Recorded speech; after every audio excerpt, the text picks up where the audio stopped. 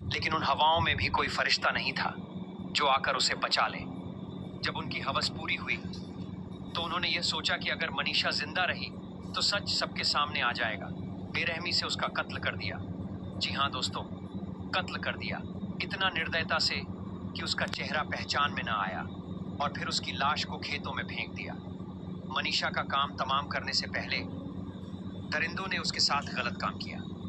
गलत तरीके से गलत जगह पर हाथ डाला, उसे अपमानित किया, उसकी मासूमियत को कुचला और उसकी अस्मिता को तार तार कर दिया।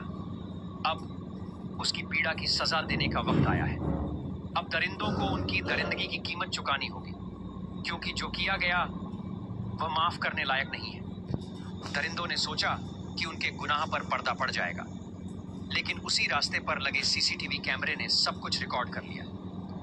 कैमरे की आंख ने उनके हर कदम को कैद कर लिया। यही फुटेज सीबीआई के हाथ लगा, जिसने पूरी कहानी बदल दी। सीबीआई की टीम ने जांच शुरू की और हैरान कर देने वाले तथ्य सामने आए।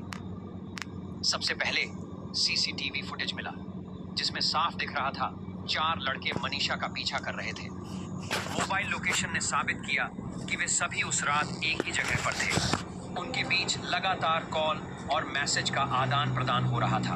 मेडिकल की दुकान से खरीदी गई दवाइयों के बिल ने भी साफ कर दिया कि पूरी साजिश पहले से रची गई थी। यहाँ सबसे चौंकाने वाली बात यह थी कि जब स्थानीय पुलिस के पास गए तो उन्होंने शुरुआत में इसे दबाने की कोशिश की। मुख्य आरोपी कोई साधारण इंसान नहीं था, बल्कि एक बड़े नेता का बेटा था। उसकी ताकत और सत्ता के दम पर पुलिस मामले को साधारण हादसा या एक्सीडेंट की तरह पेश करने की कोशिश कर रही थी, लेकिन सच सामने आ चुका था। यह कोई एक्सीडेंट नहीं था, यह सोची समझी साजिश थी। मनीषा ने हर पल विरोध किया, पूरी ताकत से लड़ाई लड़ी। नाखून टूट गए, शरीर पर चोटों के निशान पड़े, लेकिन 4 हैवानों की ताकत के सामने उसकी मासूम जान कमजोर पड़ गई। जब दरिंदों ने देखा कि मनीषा अब भी जिंदा है तो उन्हें डर सताने लगा, कहीं सच बाहर ना आ जाए। उन्होंने उसकी सांसें छीन ली, गर्दन दबाई, चेहरे पर वार किए और धड़कनें हमेशा के लिए थम गईं। फॉरेंसिक टीम ने वहां से मिट्टी के नमूने, खून के धब्बे, नाखूनों में फंसा मांस और बालों के टुकड़े बरामद किए, जो साफ गवाह थे कि मनीषा ने आखिरी दम तक लड़ाई लड़ी थी। टूटी चूड़ियां, बिखरे कपड़े, दीवार पर खरोच के निशान, सब कुछ यही दिखा रहा था। जांच में यह भी सामने आया कि वारदात से एक दिन पहले आरोपियों में से किसी ने पास की दुकान से तेजाब खरीदा था। दुकान का सीसीटीवी फुटेज सबके सामने आया और उसमें आरोपी साफ दिखाई दे रहा था। यह सबूत बताता था कि पूरी वारदात पहले से प्लान की गई थी। सीबीआई ने उसी रास्ते का विस्तार से निरीक्षण किया जहां से मनीषा कॉलेज से लौट रही थी। आसपास लगे हर सीसीटीवी कैमरे की फुटेज निकाली गई। फुटेज में साफ दिखा कि चारों आरोपी मनीषा का पीछा कर रहे थे। रास्ता रोककर जबरन उसे सुनसान जगह की ओर ले गए। जब यह सबूत मीडिया और जनता के सामने आए तो पूरा देश हिल गया। हर जगह चर्चा थी, आखिर एक बेटी को इतनी बेरहमी से क्यों मारा गया? क्यों उसकी चीख सुनने वाला कोई नहीं था? और क्यों इस केस को दबाने की कोशिश की जा रही थी? अब पूरा देश एकजुट होकर यही कह रहा था कि चाहे आरोपी कितना भी बड़ा क्यों ना हो, चाहे किसी नेता का बेटा क्यों ना हो, अब वह कानून से नहीं बच पाएगा, क्योंकि सीबीआई के पास हर वह सबूत था जो सच को साबित कर सकता था। प्रधानमंत्री नरेंद्र मोदी ने भी स्पष्ट संदेश दे दिया कि इस केस में कोई भी अपराधी, चाहे कितना भी बड़ा क्यों ना हो, कानून से नहीं बचेगा। ये लड़ाई अब सिर्फ इंसाफ की नहीं, बल्कि पूरे भारत की बेटियों के सम्मान की लड़ाई बन गई थी। आज हर आंख नम है, हर दिल गुस्से से जल रहा है और हर जुबान पर एक ही मांग है, मनीषा को न्याय चाहिए और अपराधियों को फांसी। दोस्तों, अगर आप चाहते हैं कि सच सबके सामने आए तो इस वीडियो को अभी लाइक करें। अपने गुस्से और न्याय की मांग को दिखाने का यही सही समय है। लाइक करके आप मनीषा की आवाज को और लोगों तक पहुंचा सकते हैं। और याद रखिए, हर शेयर और लाइक से न्याय की लड़ाई मजबूत होती है। सीबीआई ने किया बहुत बड़ा खुलासा।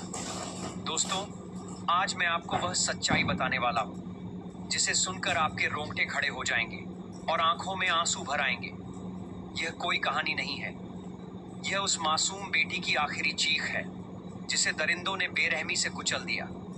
मैं आपको सबूत दिखाऊंगा, सीसीटीवी फुटेज, पोस्टमार्टम रिपोर्ट और वह हर सच जो अब तक छुपाया गया था। आज सब खुलकर सामने आ गया है। अब अपराधी कहीं भी भागकर बच नहीं पाएंगे। मनीषा सिर्फ 19 साल की थी।